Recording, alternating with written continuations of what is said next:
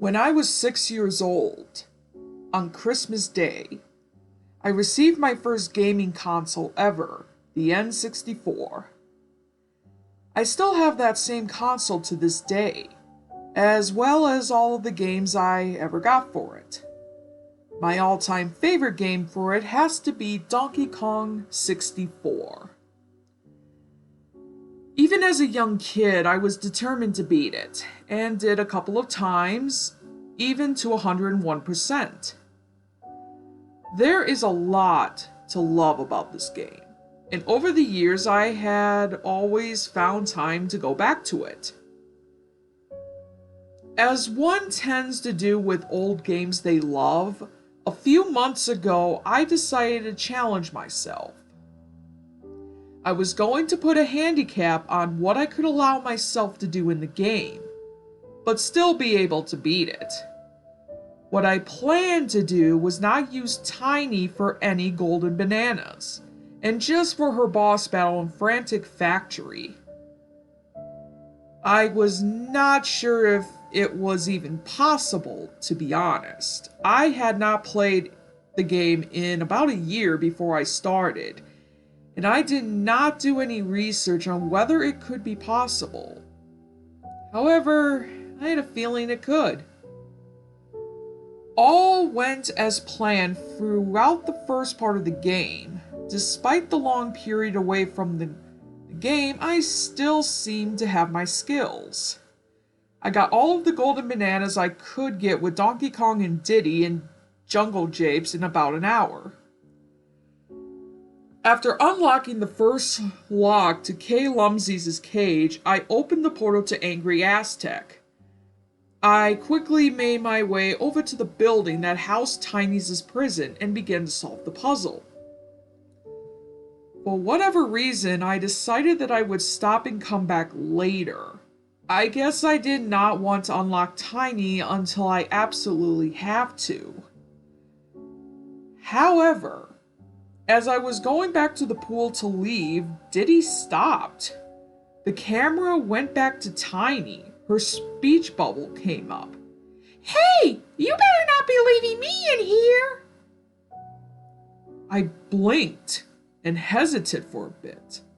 As far as I could remember, this was not supposed to be there. Then again, I had never left the puzzle half done, so maybe it was just something new that I had not noticed before. As the camera panned back to Diddy, I decided to go ahead and finish the puzzle. After I finished hitting the buttons to spell out Kong, the gate to Tiny's prison lowered. She went through her usual celebrational animation. Strangely, as her bubble came up, it started out something different than before. "I knew you wouldn't forget me!" I knew that was not supposed to be there. The rest of her text was just as normal as I could remember though, as she banana ported to the tag barrel and left with the golden banana. I went to collect it, then proceed as normal. I thought about the weird text, but figured that it was just something new that I had never seen before. It was nice to see something refreshing and new in such an old game, even if it was a little weird.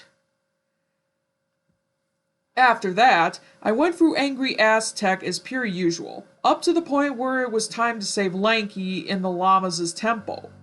I had kept the promise to myself and had not selected Tiny in the tag barrel, not even scanning over her, so all is well on that account.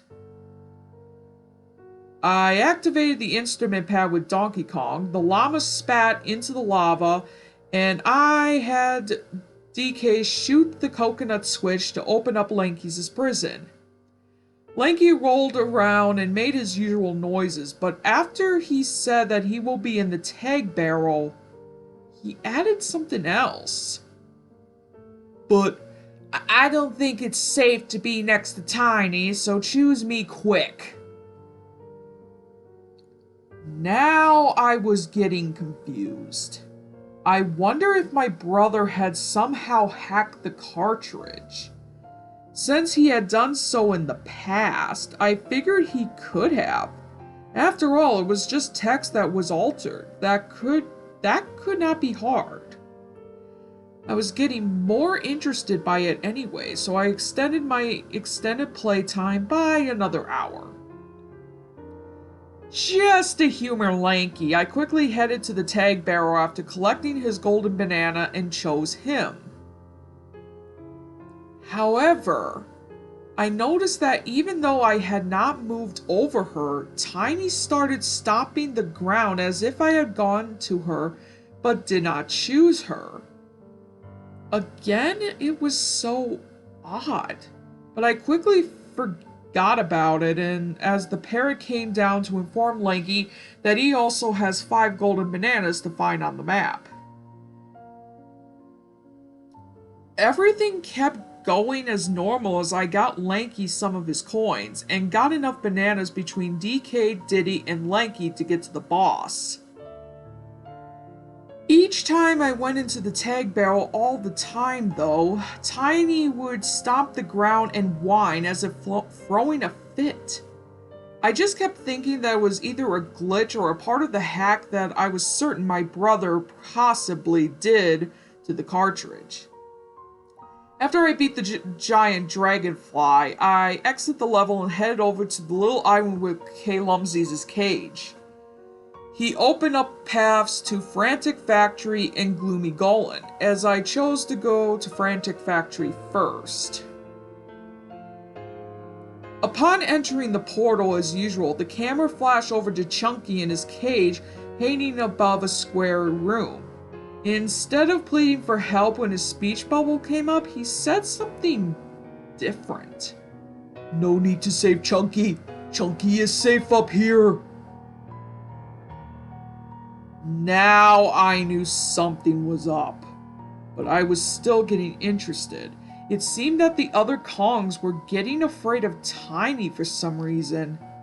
I thought it was pretty funny, and I wanted to see how far it would go.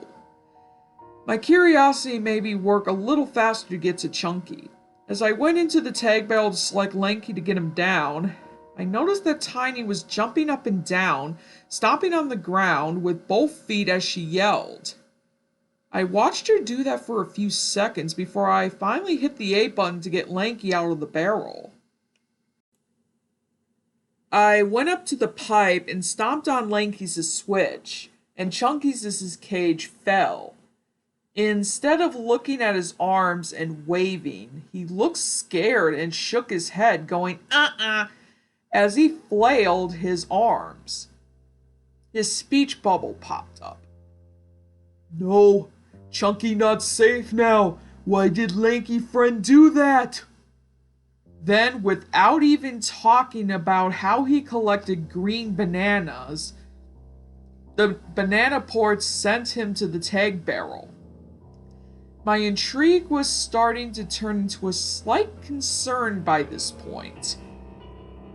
But I forged on just to see what I was getting into. After collecting the golden banana from Chunky's cage, I sent Lanky back to the tag barrel.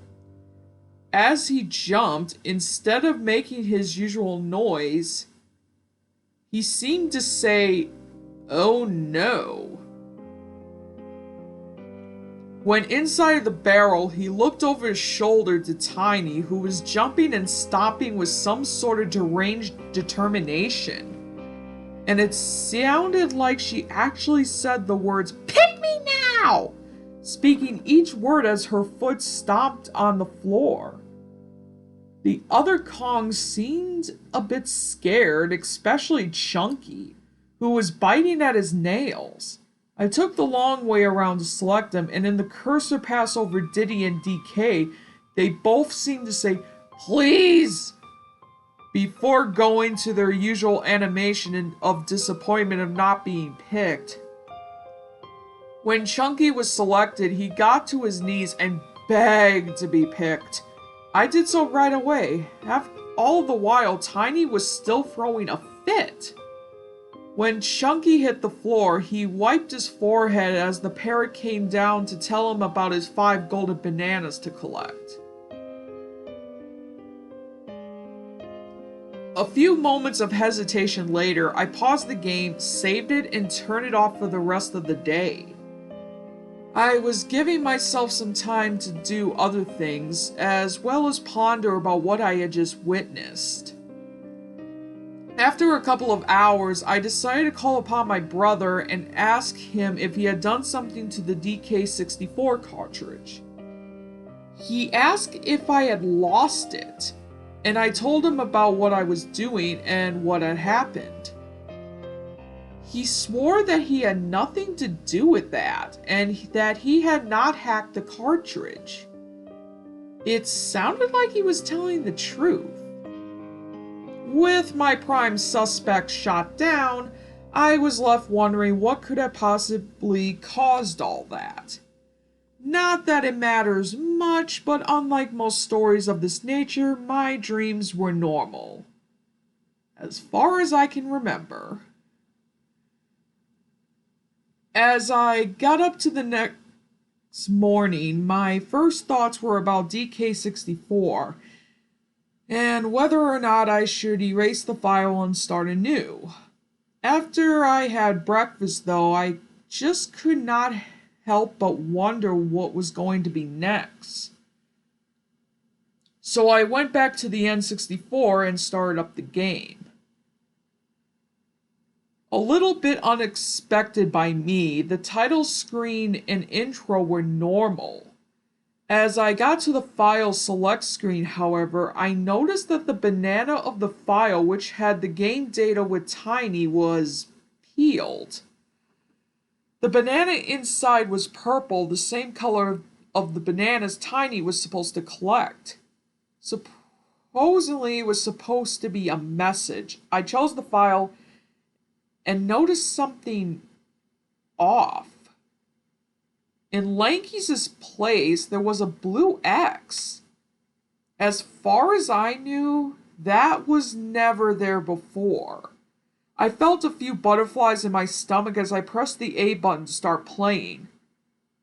But as it loaded, everything seemed fine. The music was normal, nothing was wrong with the map, and DK seemed to control fine.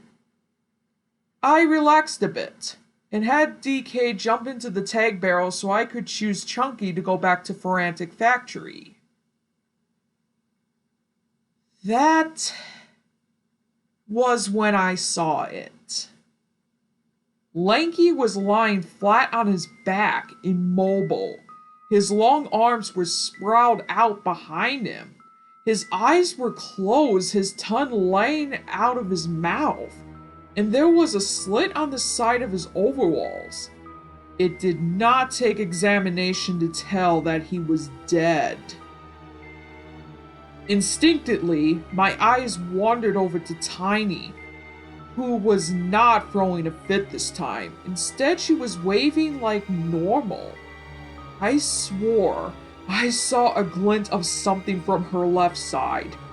Just to see what would happen, I scrolled over to Lanky and pressed the A button to select him.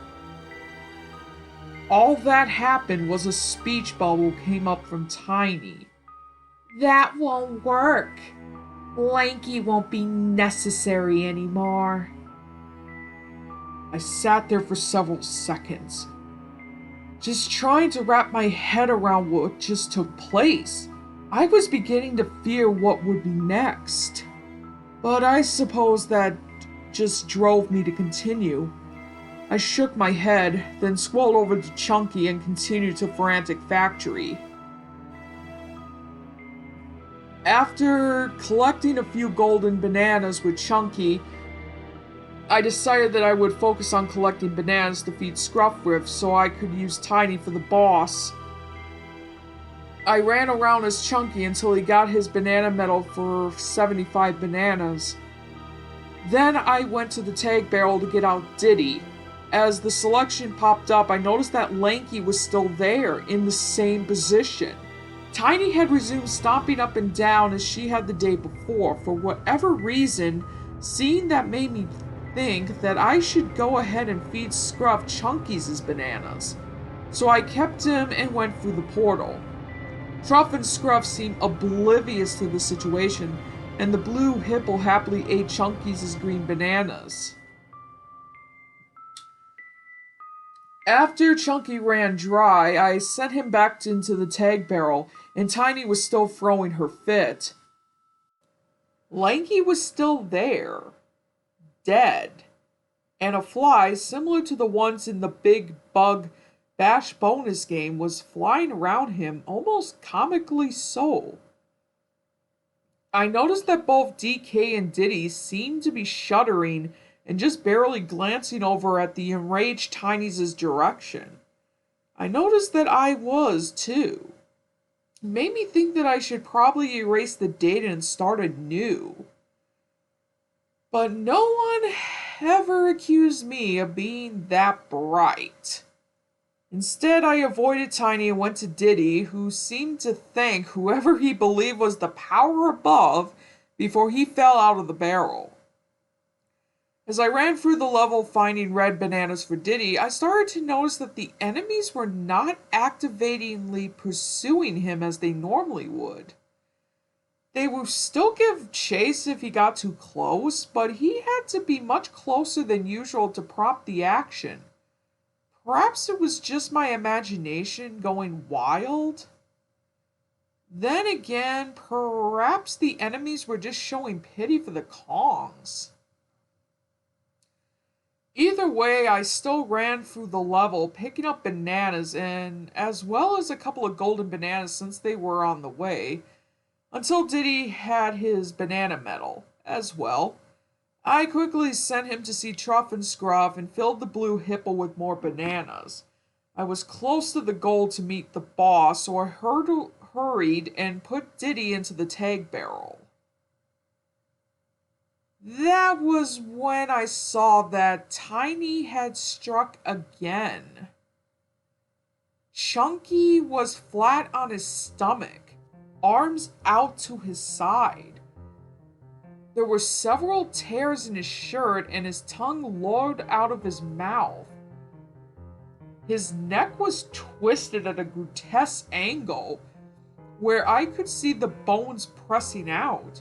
More flies were flying around Lanky. I could see holes on his body. I assumed that the flies were eating his rotten corpse. I felt like throwing up, but I managed to stomach it as I looked at Diddy and DK. Both were just looking at the bodies. Tiny was waving again, and as she was the first time I saw Lanky's body. In her hand, however, was a large knife. I went to go select Chunky, knowing that Tiny would say something. And she did.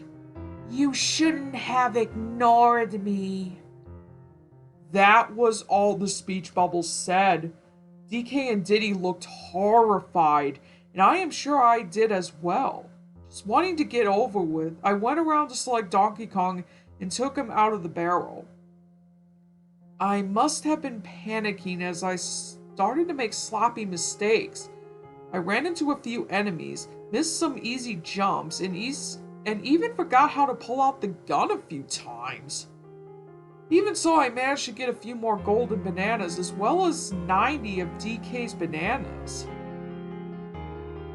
It was enough to finish feeding Scruff, so I went to the portal and proceeded to the feeding pad. However, as soon as DK hit the pad, the camera zoomed in on Truff and a speech bubble came up. "Are you sure you want to do that, DK?" Before I knew it, the screen had turned dark.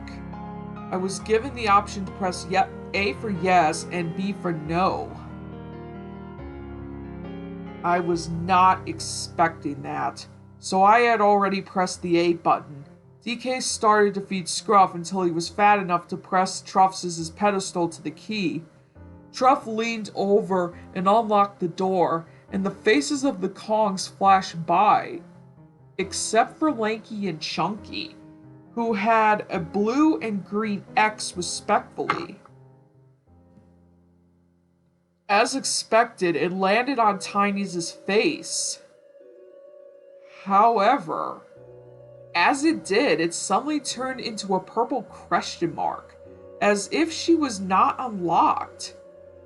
At first, I did not think that was possible, but given what just already happened, I was not too surprised when I found that Tiny was gone when I had DK jump into the tag barrel. What I did find inside, though, did make me lose the contents of my stomach. Lanky's corpse had so many holes in it. They were deep enough that you could see his ribs, his lungs, stomach, and some of his skull.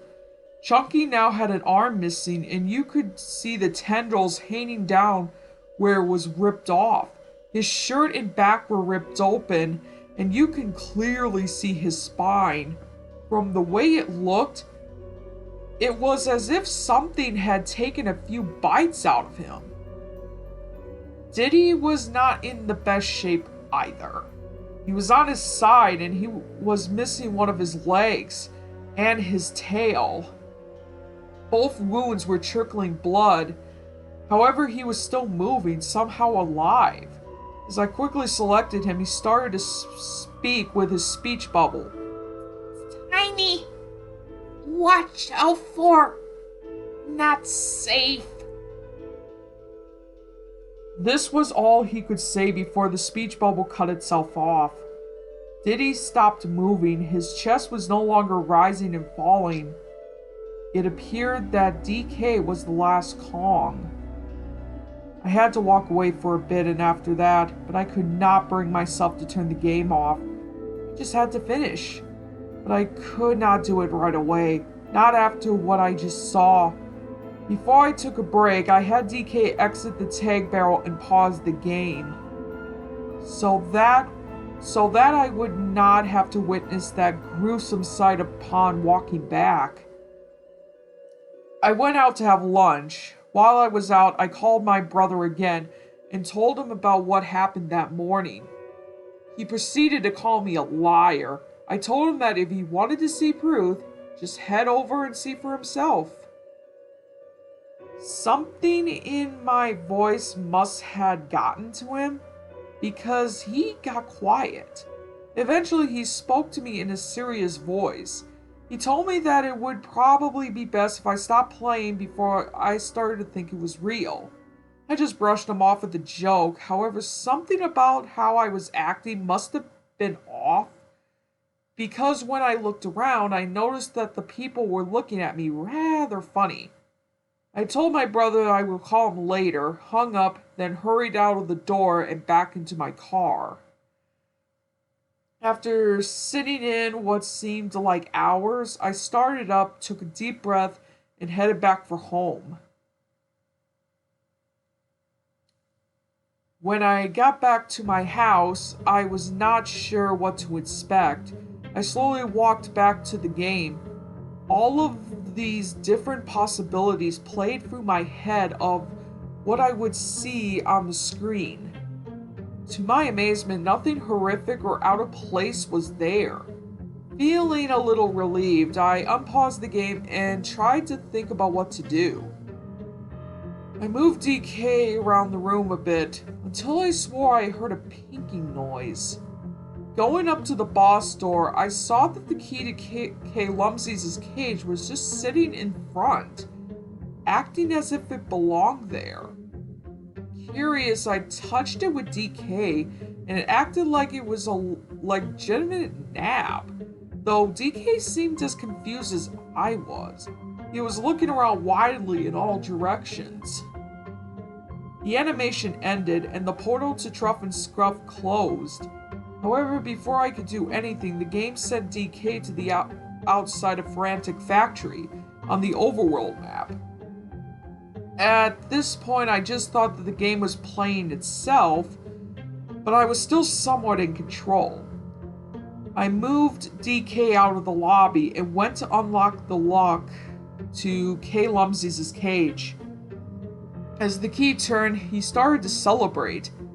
Yet, to my surprise, the camera panned to the outside and the rock that held the canyon to Fungi Forest broke. It was not supposed to do that until you got the key from Gloomy Golan.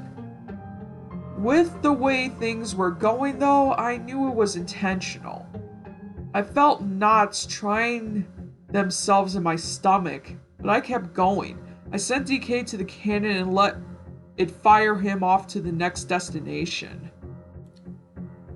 As DK entered the lobby, I noticed that B Locker was not in front of the portal. The portal was just opened. Also, the color to the portal was off. The background part of it was red and the letters DK were blue. I knew I was not going to be facing a pleasant time, but as I said before, no one accused me of being bright. I set DK inside and attempting to brace myself for what would come. I failed miserably, and I let out a few frightened noises after I saw what I just got into. Fungi Forest was nowhere to be seen. Instead, I found myself in what the game seemed to call Tiny's torture. The music was like something out of Dante's Inferno, or so I thought at the time. The ground was just gray with the dirt paths a lighter shade. The place was bleak and devoid of all color and life. Except for the background, but even that felt lifeless. All there was to see was a raging inferno of flames and fireballs, as well as the sounds of faint crackling.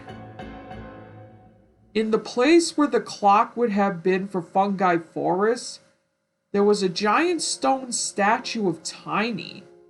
It had a stoic look, and its eyes were wide and made of rubies, with some black material for the pupils. One hand was raised level with its head, and it held a clock in the shape of a lantern. Each tick echoed menacingly throughout the map, as if to signal that there was not much time left. Its other hand was lowered to its side.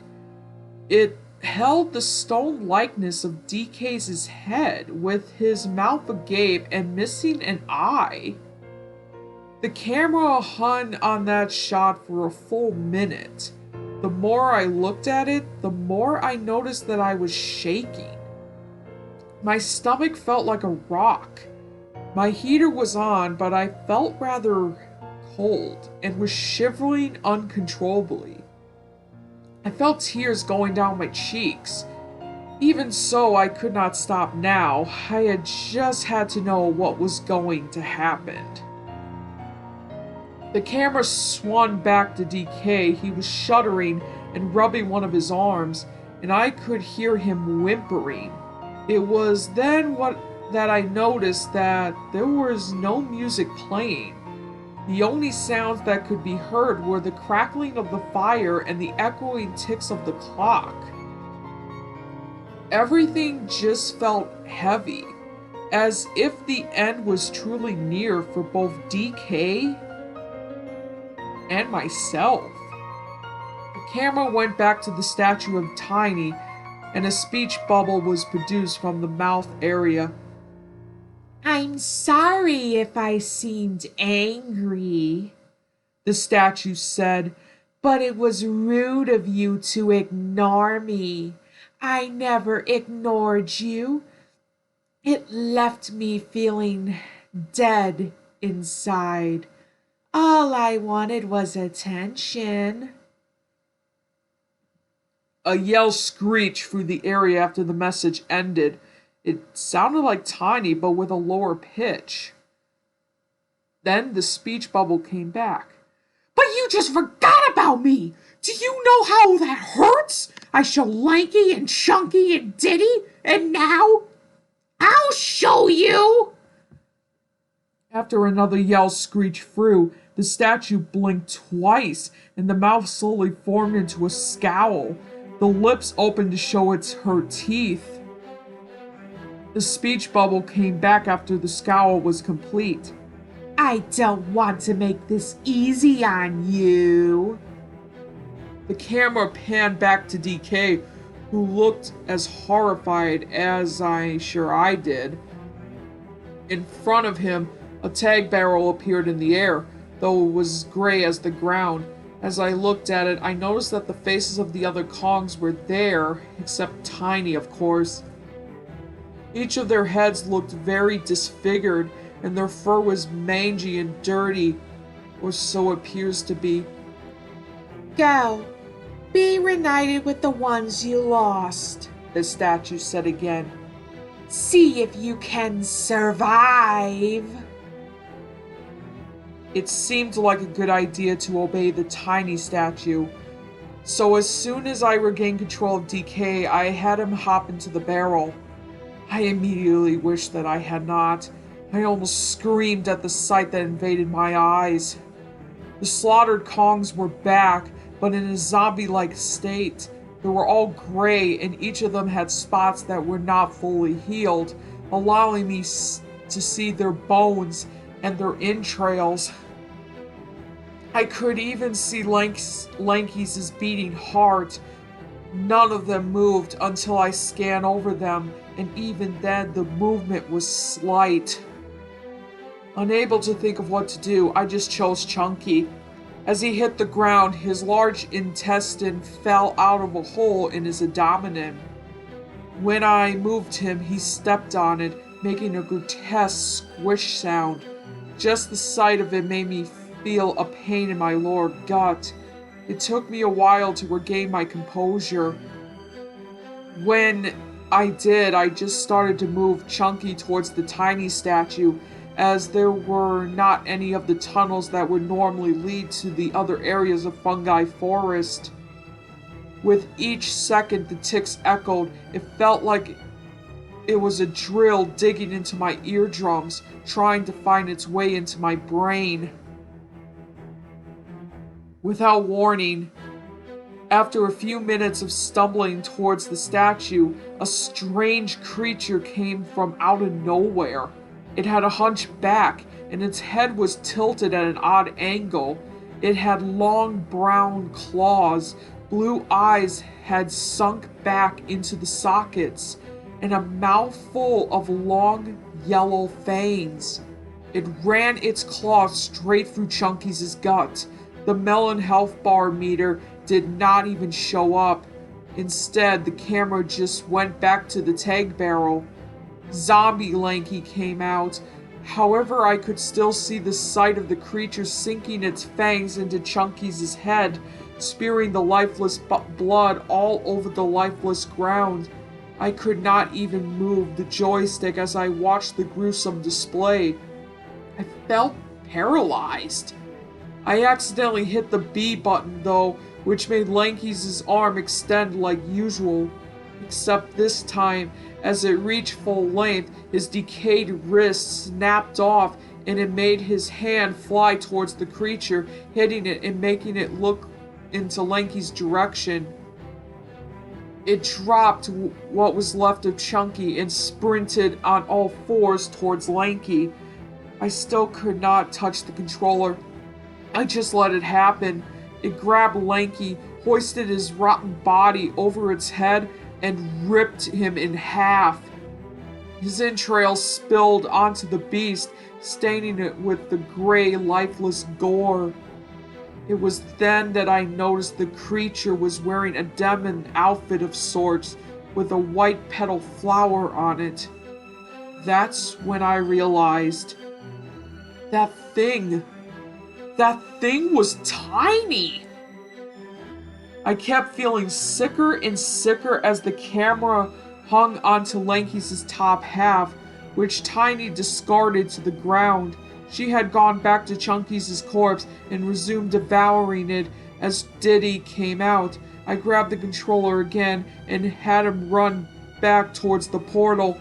I could feel my heart beating hard as I turned the camera around to put it behind Diddy. It began to beat even faster as I saw that the portal was not even there. It was just a gray wall, with no hope of exit. In a panic, I turned him around and started to run around to the other side of the map. Tiny did not seem to notice Diddy, but I did not want to take any chances and kept pressing B to make Diddy do his cartwheels in attempts to make him move faster. Each time he did a cartwheel, though, chunks of his decayed fur fell to the ground, exposing more holes in his body. I had this strange feeling to take at least Diddy or DK to the tiny statue, so despite my fear, I changed Diddy's course to it.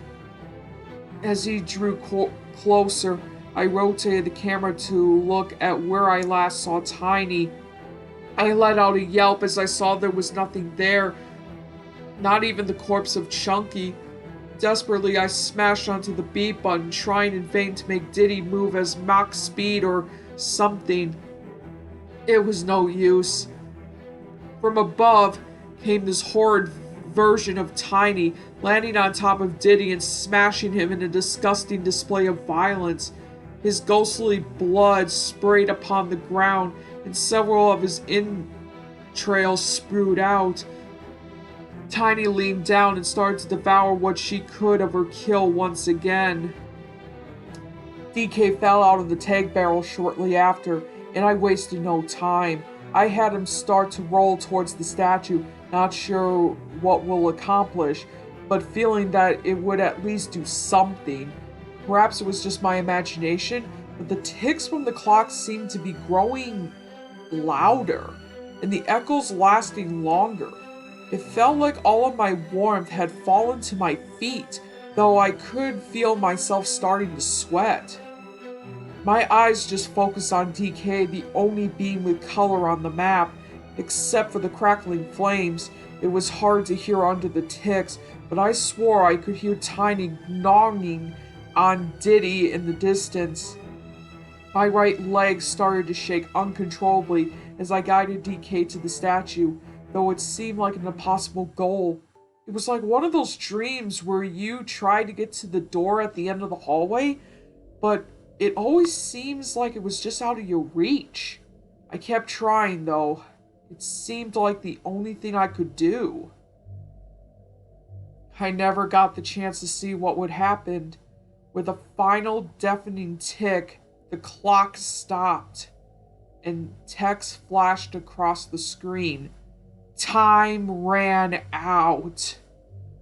DK stopped in his tracks, shaking and looking around, before Tiny swooped in and grabbed him. After that, the screen faded black. I thought my chest was going to collapse in on itself. My heart was working so hard. I just did not know what to expect, and I knew that if I did not want to see it. My body felt like a stone. But I got up and reached for the power switch on the N64 and turned it off. I was not sure if that was a bad move, though. Even though the switch went down, the orange light stayed on. The N64 was still running. It seemed that, whether I like it or not, I was going to see DK's fate. As I sat back down on the couch, I felt like his fate was going to be my fate as well. The screen started to come into focus again, and what I saw forced me to look away for a bit, as I knew what was going to happen. DK was strapped into a torture device of some sort. Iron bands with rope were tied around his wrists and his ankles. This device was laying against the scowling face of the tiny statue. He struggled in vain against his bonds as the camera panned back to show that there was a balcony in front of him.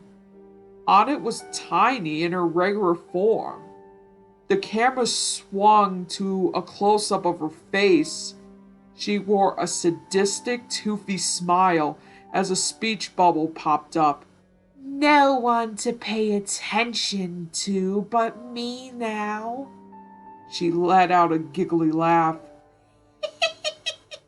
Only me to play with after I'm done with DK. She pulled out her feather crossbow and fired it at one of the eyes to the statue.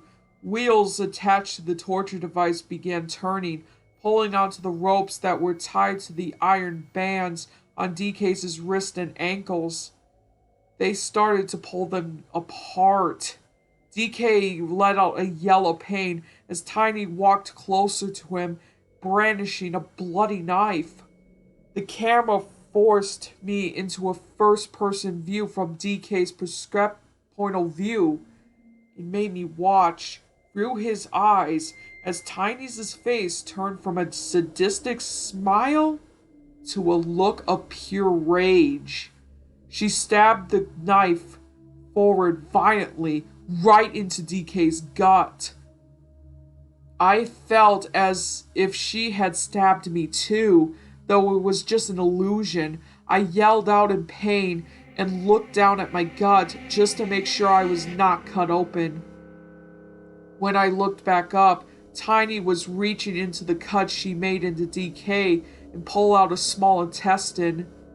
I felt sick and in pain as she ripped at them with her teeth, gnawing away at them. Splatters of gore spilled with each bite. I could not hold it in. I threw up all over the floor. The creak of the wheels turning was all I could hear, other than DK's yell of pain. He looked around and forced me to look at his arms and legs.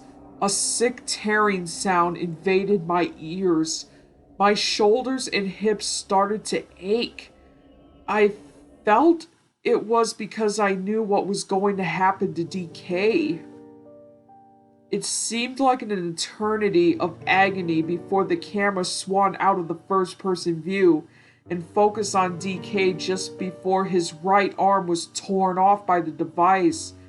Tiny slurped up all of his intestines and laughed with the gore on her lips.